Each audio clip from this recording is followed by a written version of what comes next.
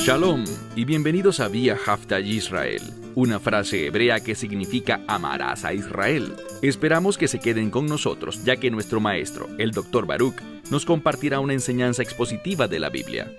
El Dr. Baruch es profesor titular del Instituto Zera Abraham, con sede en Israel.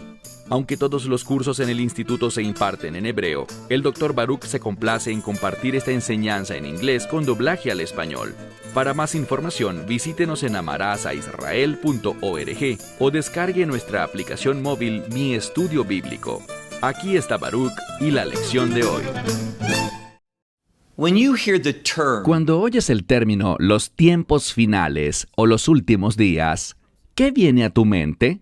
Bueno, la mayoría de las personas piensan en los últimos días o en los tiempos finales como una referencia a la semana 70 de Daniel, es decir, los últimos 7 años antes de la segunda venida del Mesías, cuando derrotará a los enemigos de Israel, a los enemigos de Dios, liberará al pueblo judío, a un remanente de ellos, y establecerá su reino.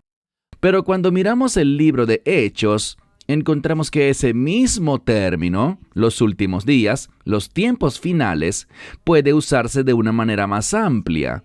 Está relacionado con la predicación del Evangelio, con hacer disponible ese mensaje y la oportunidad de encontrar el perdón de los pecados y ser bienvenidos al reino de Dios. Entonces, en un sentido más amplio, los últimos tiempos comenzaron después de la ascensión del Mesías, iniciando en el tiempo de Pentecostés, y aprendemos eso por el uso de la profecía de Joel por parte de Pedro en ese Pentecostés. Ahora, la razón por la que digo esto es, al mirar el pasaje de las Escrituras que vamos a estudiar hoy, recuerden, estamos estudiando la primera epístola de Juan. Fue escrita hace mucho tiempo. ¿Y qué dice al comienzo de este pasaje? Bueno, te invito a tomar tu Biblia para que leamos juntos el libro de Primera de Juan, capítulo 2, comenzando en el versículo 18. Primera de Juan, capítulo 2, a partir del versículo 18. Y noten lo que dice. Dice, hijitos. Y este es el mismo término que vimos en medio de nuestro estudio la semana pasada. No es el término que quiere decir niños en general, como un término de cariño, sino que está hablando de individuos que son jóvenes, quizás jóvenes en su fe, pero que entienden que son siervos de Dios, que han sido llamados a honrar al Dios viviente mediante un compromiso de justicia, sometiéndose a la autoridad de Dios, comprometidos con los planes y propósitos de Dios. Así que dice, hijitos, esta es la última hora. Ese es otro término que se refiere a los últimos tiempos, a los últimos días. Pero por supuesto estamos retrocediendo casi 2000 años. Entonces esta hora final habla de cuando el Evangelio está disponible. Y con la predicación del Evangelio habrá oposición. Lo hemos visto desde el principio y nada ha cambiado, pero entendamos que a medida que nos acercamos más y más a los eventos de la semana 70 de Daniel, vamos a ver una mayor oposición al Evangelio. Y creo que ahora, al mirar el mundo y lo que está ocurriendo, hay una gran hostilidad, gran oposición contra la verdad de las Escrituras, especialmente cuando proviene de una perspectiva arraigada en la palabra de Dios y en la promesa del nuevo pacto, que el Mesías vino a establecer y los apóstoles enseñaron y nos alentaron a avanzar unidos para ser siervos de este Evangelio. Así que leemos aquí en el versículo 18, hijitos, Esta es la hora final. Y así como han oído, y presta mucha atención, mencioné que habrá oposición. Habrá oposición por parte del anticristo en esos últimos 7 años. Pero el anticristo ya está aquí. Ahora, tal vez no esté en carne y hueso, pero como veremos en minutos, el espíritu del anticristo ha estado operando desde hace mucho tiempo en oposición a la voluntad de Dios y a la proclamación de la maravillosa promesa de Dios. ¿Qué promesa es esa? El perdón. El perdón de nuestros pecados a través del mensaje del Evangelio que se centra en el Hijo de Dios, Yeshua, y lo que Él hizo, su muerte, sepultura y resurrección. Entonces dice, así como han oído que el anticristo viene. Bien, esta palabra viene en el griego original está en modo pasivo. Y lo que eso significa es que habrá algo que cause que Él venga. Y eso es exactamente lo que Pablo nos enseña en 2 a los Tesalonicenses capítulo 2. Así que lo hemos oído. Leamos de nuevo. Así como han oído que el anticristo viene o que será traído, pero noten lo que escribió en ese momento. La verdad, remontándonos hasta el tiempo de los apóstoles. Él dice, y ahora muchos anticristos han surgido. Este término han surgido habla de los anticristos que fueron, que son y que serán hasta la segunda venida del Mesías, cuando derrote al anticristo y, oye bien, y al espíritu del anticristo. Cuando dice que hay muchos anticristos que han surgido, ese tiempo perfecto de ese verbo significa que han sido en el pasado, pero también significa ahora en el presente y también en el futuro. Y estos muchos anticristos son aquellos, y veremos claramente a lo que se refiere, son individuos que están operando, comportándose, pensando, enseñando y moviéndose en el mismo espíritu del anticristo y con el mismo propósito del anticristo. Entonces dijo, hace casi 2000 años, y sigue siendo cierto hoy, y ahora muchos anticristos han surgido, por lo cual sabemos que estamos en la hora final. Por la oposición al Evangelio, por el espíritu del anticristo. ¿Y qué caracteriza al espíritu del anticristo? En primer lugar, es blasfemo. Blasfemar es un acto, un comportamiento, un discurso, una palabra que representa un insulto contra Dios. Y oye bien, está arraigado en la rebeldía. Es muy importante que veamos esto. El anticristo es rebeldía. Ahora, el anticristo es una persona, y este término anti significa opuesto o en contra. Está arraigado en un espíritu de rebeldía. Él se opondrá a los planes de Dios. ¿Y qué podemos ver hoy? Bueno, un buen ejemplo de esto es que Dios, y hablé de esto no hace mucho, Dios ha creado las cosas perfectamente. El orden de Dios es un orden maravilloso, asombroso, completo y perfecto. Él dice que creó a Adán, varón y hembra, y vemos que el matrimonio, que es un pacto, es entre un hombre y una mujer. Pero lo que vemos hoy en día es rebeldía. Hay quienes quieren elegir su propio género en rebeldía y desafío a lo que Dios ha creado. De la misma manera, hay quienes quieren decir que el matrimonio no se define como la unión entre un hombre y una mujer nada más, al igual que no creemos que haya solo 2 géneros. Esa ideología es blasfema. Está arraigada en el espíritu del anticristo, y si esto no te suena políticamente correcto, que así sea. En ninguna parte de las Escrituras encontramos un mandamiento para que seamos políticamente correctos.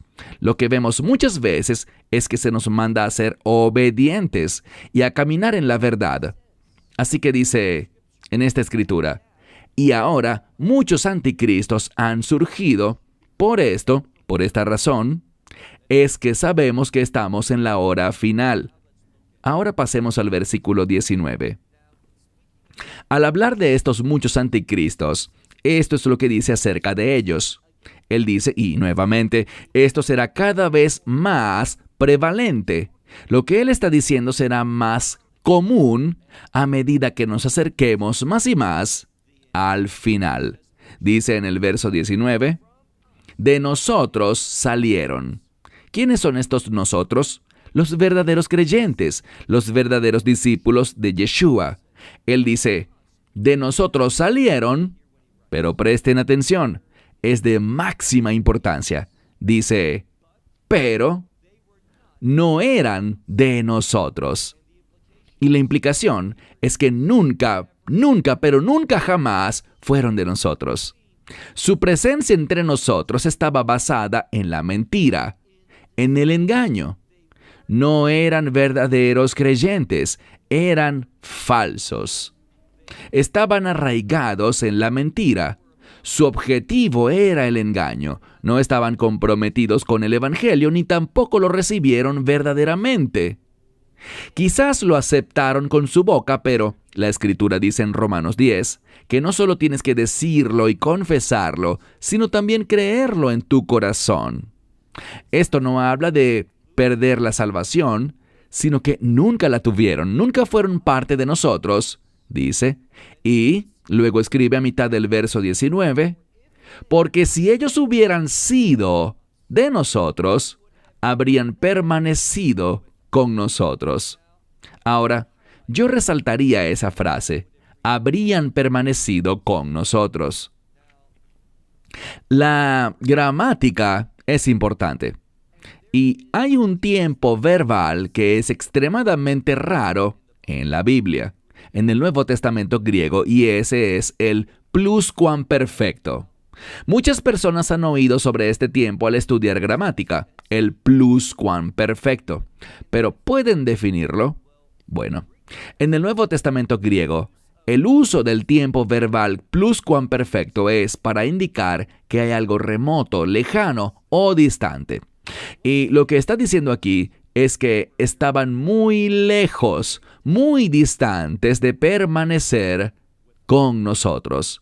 Nunca fueron parte de nosotros y nunca iban a permanecer verdaderamente con nosotros. Pero, sigamos en el verso 19, sino con el fin de que se manifestase que no todos son de nosotros.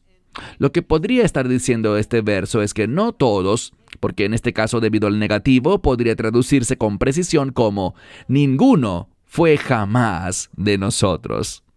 Todos los que salieron nunca jamás fueron, ninguno de ellos fueron de nosotros.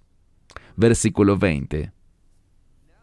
Ahora él mostrará una distinción. ¿Cómo sabemos realmente quién es un creyente y quién no? Bueno, la respuesta está relacionada con el Espíritu Santo, con su presencia y con la manifestación del Espíritu Santo en una vida, y eso es a través de la unción. Noten lo que dice el verso 20. Y ustedes tienen una unción. Muy importante. Todo está relacionado con el Espíritu Santo. Y vosotros tenéis, o ustedes tienen, una unción que viene del Santo. Por eso esta unción es una unción santa, una unción del Espíritu Santo. Aquel que tiene su Espíritu ha nacido de nuevo. Aquel que no lo tiene, nunca ha nacido de nuevo. Nunca ha sido salvo. No es que pierdan la salvación, es que no la tienen, jamás la tuvieron. Ninguno de ellos en ningún momento fue de nosotros, es lo que dice. Pero ustedes tienen una unción del Santo que es el Mesías, y ustedes saben todas las cosas. ¿De qué está hablando? Todo lo que necesitamos saber viene por el Espíritu Santo. Por su unción tenemos acceso a la verdad, al conocimiento de Dios, con el fin de que podamos ejercitar, una palabra muy importante, que podamos ejercitar discernimiento. Y con su discernimiento, uno puede caminar en la verdad, caminar en obediencia y testificar de la presencia del Espíritu Santo en la vida de uno. Entonces dice, ustedes tienen la unción del Santo y ustedes saben todas las cosas. Verso 21. Dice, no les he escrito, oye bien, no les he escrito porque no sepan la verdad, sino porque la saben. Así que aquel que tiene la unción conoce la verdad. Muy importante. Y la verdad no es de este mundo. La verdad viene de Dios. Descendió del cielo. No es parte de este mundo. Llega a través de la revelación. Una revelación por medio de la unción del Espíritu Santo, pero siempre la verdad está basada en la palabra de Dios. Así que hay una relación inherente entre la verdad y la Escritura. Y dice, no les he escrito a ustedes porque no conozcan la verdad, sino porque la conocen. Y que todo, es decir, todo lo demás, es mentira, es un engaño, no proviene de la verdad. Eso es lo que dice. Noten algo muy importante aquí. Tenemos una dicotomía. Hay una polarización, es decir, existe la verdad y todo lo demás es falso. Si no es parte de la verdad, es falso. Por eso nunca deberíamos decir, oh, esta es mi verdad. No existe tal cosa. Solo existe la verdad de Dios. O aceptas la verdad de Dios o no tienes verdad alguna. Es una mentira. No hay posiciones intermedias. Blanco o negro es lo que está diciendo. Así como hay luz y oscuridad, bien y mal, verdad y mentira. Esto es lo que la palabra de Dios está revelando. Luego dice, cuando dice que todo lo demás es falso, esa es la implicación, lo demás es mentira y falsedad porque no proviene de la verdad. Verso 22. ¿Quién es el mentiroso? Bien, sabemos quién es el verdadero, el santo, porque el Mesías es el camino, la verdad y la vida. Lo que dice aquí es que el anticristo y aquellos que le pertenecen, ellos son de la mentira. Y dice, una vez más, versículo 22, ¿quién es el mentiroso? Y agrega, es aquel, dice aquí, es aquel que niega que Yeshua, el que niega que Yeshua o afirma que Yeshua no es el Cristo. Muy sencillo. Cuando una persona niega que Yeshua es el Mesías, esta persona no ha recibido la verdad. Esta persona está viviendo en el engaño, en la mentira. La verdad comienza con una confesión de Yeshua, Jesús de Nazaret, como el Mesías. Si lo niegas, estás con el anticristo. Serás usado por él. Estarás de acuerdo con él. Le servirás. Esto es lo que dice la Escritura. Entonces, ¿quién es el mentiroso? Él dice, ¿no es acaso aquel que niega a Yeshua? Que dice que él no es el Mesías. Mira al final del verso 22, este es el anticristo. Lo que está diciendo aquí es que el anticristo, ese principal anticristo, negará que Yeshua es el Mesías. Y cualquiera que también lo niegue está relacionado con el anticristo. Ahora, recuerda lo que dice la Escritura. El Mesías dice, no piensen que vine a traer paz. No vine a traer paz, sino espada. En el Evangelio de Lucas dice división. ¿Por qué? Porque una espada divide. ¿Y cuál es esta espada? Es el Evangelio. es la verdad de Dios concerniente a la identidad, y no solo a la identidad, sino también a la obra del ungido del Mesías, quien fue ungido para un propósito. Él es el Rey de Reyes, y Él establecerá el reino. Así que todo el que no crea en la verdad, ni acepte la verdad de que Yeshua es el ungido, este es el anticristo. ¿Quién es el anticristo? ¿Quién está relacionado con él? El que niega al Padre y también al Hijo. Esto es importante porque cualquiera que niegue que Dios es el Dios Padre y también Dios Hijo, este está en unidad con el anticristo. Él los seguirá, se comprometerá con él, estará de acuerdo con él, pensará como él y será engañado por él. Es lo que dice la Biblia. Así que es muy importante que veamos aquí que esto tiene implicaciones teológicas significativas. Es decir, si uno niega al Padre, automáticamente está negando al Hijo. Esto habla sobre la relación que existe entre Dios el Padre y Dios el Hijo. Así que es fundamental que entendamos lo que dice esta palabra.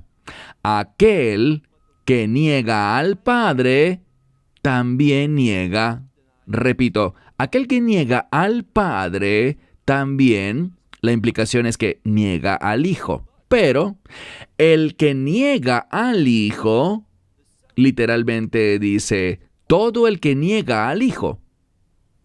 ¿Acaso al mismo tiempo no niega al Padre? Y esto también tiene grandes implicaciones. Voy a retroceder y leer esto cuidadosamente. Mira de nuevo el versículo 22. Él dice, ¿quién es el mentiroso?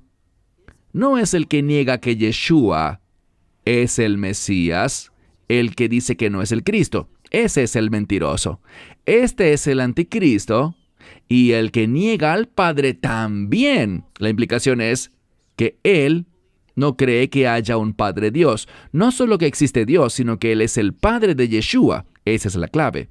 Alguien podría decir, yo creo en Dios Padre, en un sentido general, que Él es el creador de todo. Pero eso no es de lo que habla este pasaje. Juan está señalando a aquel que niega que Dios es el Padre de Yeshua, el Hijo. Todos, mira el verso 23, todos los que niegan al Hijo no tienen al Padre. Esto es importante porque hay quienes enseñan que, bueno, si tú crees en el Padre y crees que hay un Mesías, por defecto ya estás creyendo en Yeshua, el Mesías. Pero eso no es bíblico. Esta escritura dice algo en contraste con eso. Lo que dice la escritura es esto: si niegas al Hijo, alguien que diga, yo no creo que exista un Dios Hijo, esa persona también, leemos aquí, que éste no tiene al Padre, no tiene relación con el Padre. Aquí está la verdad práctica. Si niegas al Hijo de Dios, no tienes ninguna relación con el Padre. La única manera, y quiero repetirlo, la única manera en que puedes tener una relación con Dios es a través del Hijo. No hay otra manera. Si niegas a Yeshua, estás negando que existe Dios. Puedes decir que hay un Dios, pero no tienes ninguna relación con Él. Es lo que dice el texto. No tienes al Padre. Versículo 23 a la mitad. Aquel que confiesa al Hijo, si confiesas que Yeshua es el Hijo de Dios, también éste tiene al Padre. Versículo 24. Por lo tanto, ustedes, lo que han oído desde el principio, hablándole a los verdaderos creyentes, él dice, por lo tanto ustedes, lo que han oído desde el principio, que en ustedes permanezca. Y cuando dice desde el principio, está hablando de lo que enseñó el Mesías y los primeros apóstoles, esa base para la fe del nuevo pacto. Lo que han oído sobre el Evangelio, lo que verdaderamente ha sido revelado por Dios, lo que han oído desde el principio, que en ustedes permanezca. Y si en ustedes permanece, lo que han oído desde el principio, también ustedes, en el Hijo y en el Padre, permanecerán. Así de simple. Cuando alguien no se aferra a la verdad, este no está en el Padre y en el Hijo. ¿Quién es Él? Es como lo hemos visto antes, cuando habla de estos que han salido, que no han permanecido, nunca fueron salvos, nunca fueron de nosotros, dice Juan. Así que Él simplemente está diciendo que aquellos que dicen, oh, somos seguidores del Dios de Israel, pero no creemos que haya un Hijo de Dios. No creemos que el Mesías es el Hijo de Dios. Tal grupo de personas, sean judíos o gentiles, no hay distinción, no tienen ninguna relación con Dios el Padre, con el Dios de Israel. Solo cuando tienes una relación con el Hijo, es que tienes una relación con el Padre. Pero si niegas al Hijo, no puedes tener una relación con Dios como Padre. Con Dios en ninguna manera, en lo absoluto. Así que mire de nuevo el verso 24 que dice: por lo tanto ustedes, lo que han oído desde el principio, en ustedes permanezca. Y si en ustedes permanece lo que han oído desde el principio, también ustedes en el Hijo y en el Padre permanecerán. Verso 25. Y esta es la promesa que Él nos ha prometido. Entonces, si tú crees esto, y espero que así sea, que Yeshua es el Hijo de Dios, que Yeshua es el Mesías, si has aceptado ese mensaje del Evangelio, permanecerás en el Hijo y permanecerás en el Padre. Y tú tienes, aquí es donde va la Escritura, tú tienes una maravillosa promesa. De eso es de lo que está hablando. De nuevo en el texto leamos el verso 25. Y esta es la promesa que nos ha prometido. ¿Cuál será? Esta es vida eterna. Cuando escuchas vida eterna, ¿qué viene a tu mente? Vida sin fin. Eso está bien, es cierto. Pero también esa frase vida eterna significa, más específicamente, vida en el reino. Por eso es que en el momento en que crees, tienes vida eterna. ¿Y qué implica eso?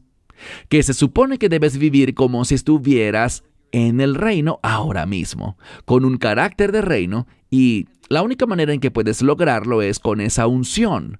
Solo la unción del Espíritu Santo te permite vivir en obediencia a la verdad del reino en este mundo. Y noten lo que dice en el versículo 26. Estas cosas les he escrito a ustedes con respecto a los que los engañan. A medida que nos acercamos a los últimos días, mientras ese espíritu del anticristo se hace más audaz, más visible y más prevalente en este mundo, vamos a ver que hay un espíritu engañador. De hecho, Dios, debido a los negadores, a aquellos que rechazan la verdad, vemos que enviará un espíritu de ilusión, un espíritu de engaño al mundo. Esa es la ley espiritual. Cuando niegas la verdad, eso producirá engaño en tu vida. Esa es una ley espiritual. Niega lo que Dios te revela y serás engañado. Por eso dice, mira de nuevo el verso 26. Estas cosas les escribo acerca de los que los engañan. Esa es su intención, quieren engañarles. Pero ustedes, aquí está la solución. Así es como podemos vencer al engaño y prepararnos para el regreso del Mesías. Mencioné anteriormente la segunda venida. La segunda venida es principalmente, oye bien, es principalmente para el remanente de la casa de Israel y de Judá, para ese tercio que estará vivo todavía al final de la tribulación de Jacob, esa segunda mitad de la semana 70 de Daniel. En primera a los Tesalonicenses 3:13 dice que cuando el Mesías venga nuevamente, nosotros estaremos con Él, es decir, los creyentes. Aquellos que han aceptado el Evangelio, volveremos con Él para gobernar y reinar junto a Él durante el reino milenial. Por lo tanto, aquí no estará hablando en unos minutos de la segunda venida, sino que estará hablando de un evento que no es para el remanente de Israel, que lleguen a la fe en la semana 70 de Daniel, esos últimos 7 años, sino que estará hablando con los verdaderos creyentes, aquellos que permanecen en el Mesías, en la palabra, que siguen lo que han oído desde el principio, la verdad, y no han sido engañados. Dice aquí en el verso 27, en cuanto a ustedes, la unción que han recibido de Él, en ustedes permanece. Es decir, el Mesías permanece en ustedes y también su unción. La palabra en griego para unción aquí en el texto original es crisma. Crisma significa unción y encontramos que es una palabra neutra, así que habla de esta unción que permanece en ustedes. Pero si tienen la unción, el Mesías también estará en ustedes. Así que dice en el verso 27, y en ustedes la unción que recibieron de Él, del Mesías, en ustedes esta unción permanece.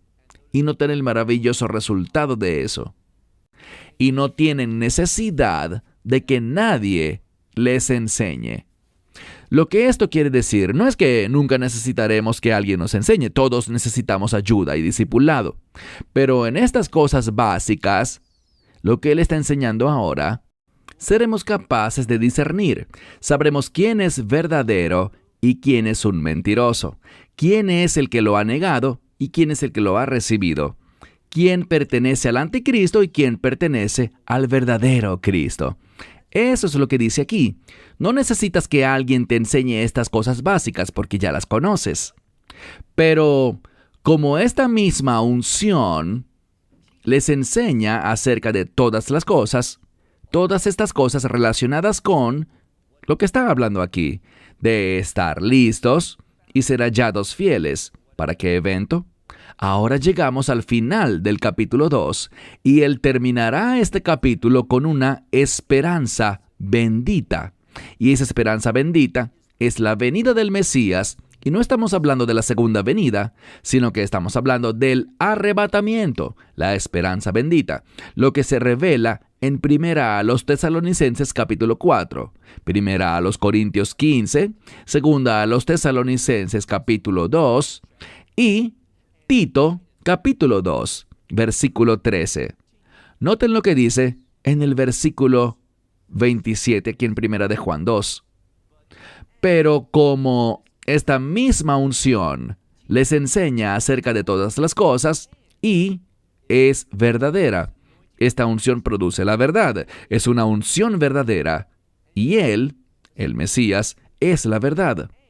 Y Él no es un mentiroso. Es decir, no hay falsedad en Él, ni con esta unción. Así como Él les enseña la unción, o también puede traducirse, así como la unción se los enseña, permanezcan en Él, en el Mesías. Sabemos que se refiere a permanecer en el Mesías porque si fuera la unción, sería género neutro, pero esto está en masculino, por lo tanto yo lo traduzco así. Tal como Él les enseña, por medio de esta unción, permanezcan en Él, en el Mesías. Verso 28. Aquí leemos, y ahora, hijitos, aunque esta no es la misma palabra para hijitos que vimos en el versículo 18, sino que es una diferente, se utiliza una palabra que enfatiza el afecto, el amor, y enfatiza una relación familiar. No crean la mentira de que todos somos hijos de Dios. ¿Dónde dice eso la Biblia? Toda persona es creada por Dios. Nacieron en este mundo, pero haber nacido en este mundo, ser una creación de Dios, no es en lo absoluto algo que produzca por defecto que tengas una relación con Dios. Tienes que nacer de nuevo. Tienes que ser redimido por la sangre del Mesías. Debes recibir el mensaje del Evangelio. Tienes que creer no solo que el Mesías murió en aquel madero, en esa cruz, sino que resucitó de entre los muertos y ascendió a los cielos. Todo eso demuestra la aceptación de Dios de su obra. Así que dice verso 28. Y ahora, hijitos, permanezcan en Él. ¿En quién? En el Mesías. Es claro por el contexto. ¿Por qué? Porque dice, para que cuando Él sea manifestado, y está en pasivo. ¿Qué implica eso? Que el Mesías está esperando. Él está demostrando su misión a la voluntad de su Padre. Y por eso dice, para que cuando Él sea manifestado, nosotros tengamos, porque hemos permanecido en esta unción, porque hemos caminado en la verdad, porque hemos permanecido en Él, ¿qué vamos a tener? Vamos a tener confianza, vamos a ser audaces. Eso es lo que dice aquí a mitad del verso 28. Para que tengamos confianza y no seamos avergonzados, es decir, no seamos avergonzados por Él al momento de su venida. Bien, insisto, esta venida se refiere al arrebatamiento. ¿Por qué? Porque tiene que ver con nosotros. Si fuera la segunda venida, no existiría el riesgo de que fuésemos avergonzados. ¿Por qué? Porque Él no se manifestará a nosotros en ese momento. Para el tiempo de su segunda venida, ya habremos estado con Él. Habrá personas que han estado con Él durante siglos, por más de 1000 o 2000 años. Aquellos que al morir, sus cuerpos fueron puestos en una tumba, pero sus almas ascendieron al cielo y están con el Mesías.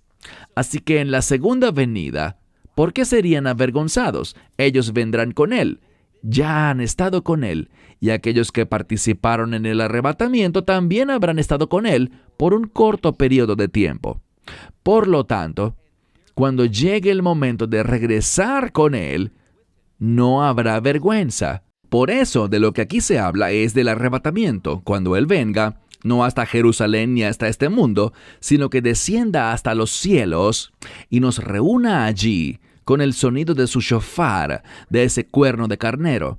Por eso dicen, leamos el verso 28 de nuevo, para que tengamos confianza y que no seamos avergonzados por Él en o durante su venida. Versículo 29, nuestro último versículo. Si ustedes saben, esta palabra para saber está en tiempo perfecto, lo que significa si han conocido, y la implicación es la verdad, la unción, si han conocido al Mesías y no lo han negado, si lo conocieron en el pasado, lo conocen ahora, continuarán conociéndolo en el futuro. Eso es lo que este tiempo verbal implica. Si ustedes saben que Él es justo. Me encanta esto porque estamos hablando de que Él cumple sus promesas, de que Él cumple la verdad de Dios, haciendo todo lo que Dios ha dicho que hará. Y cuando habla de la venida del Mesías para reunir a su cuerpo de creyentes, a sus discípulos, a la iglesia, cuando dice eso, leemos, y este es justo. Ustedes saben que todo el que practica la justicia, y aquí está la clave, esta es una prueba. ¿Cómo sé que verdaderamente he recibido el Evangelio? ¿Cómo sé que no soy de los que lo niegan? Que no soy alguien que retrocederá cuando las cosas se pongan difíciles. Bueno, primero que todo, si eres un creyente, tienes la unción, el Espíritu Santo está en ti. Pero así como está esa convicción interna, también hay una manifestación externa, y es justamente lo que dice aquí. Pero todo aquel que practica, y es muy significativo que esto sea un participio. ¿Por qué? Porque un participio es una palabra activa, habla de una acción, pero esa acción describe a la persona. La persona es conocida, es identificada por esa acción. Por eso la gramática es tan importante. Ustedes saben que todo aquel que practica la justicia, de él ha nacido. Esto significa que esta persona nació en el pasado, ha experimentado ese nuevo nacimiento, esa nueva vida, esa regeneración, ocurrió en el pasado, es verdad hoy y tendrá un desenlace eterno. Eso es lo que significa el tiempo perfecto cuando dice, el que practica justicia, o literalmente la justicia de la palabra de Dios, lo que los mandamientos de la Escritura revelan. Todo el que hace justicia de él, es decir, del Mesías, ha nacido. Por eso es que ser simplemente una creación de Dios no significa nada. Toda la humanidad lo es, pero ser un discípulo del Mesías, caminar en la verdad, ser alguien que conoce al Hijo, para que puedas tener una relación con el Padre, para que puedas oír la verdad, usar esa unción y ser alguien que hace justicia. Eso es lo que da evidencia de nuestro nuevo nacimiento, ese nacimiento que viene por la fe en ese mensaje del Evangelio. Cierro con esto hasta el próximo estudio. Shalom desde Israel. Esperamos que te hayas edificado con el mensaje de hoy y lo compartas con otros. Te invitamos a seguir nuestros estudios cada semana por este canal y por el portal de YouTube de Amarás a Israel. También puedes descargar nuestra aplicación móvil gratuita, Mi Estudio Bíblico. Finalmente, para obtener más información sobre nosotros, visita nuestra web amarasaisrael.org, donde encontrarás otras conferencias de Baruch en audio, video y texto. Hasta el próximo programa. Que el Señor te bendiga en Yeshua HaMashiach, Jesús el Mesías, mientras caminas con Él. Shalom desde Israel.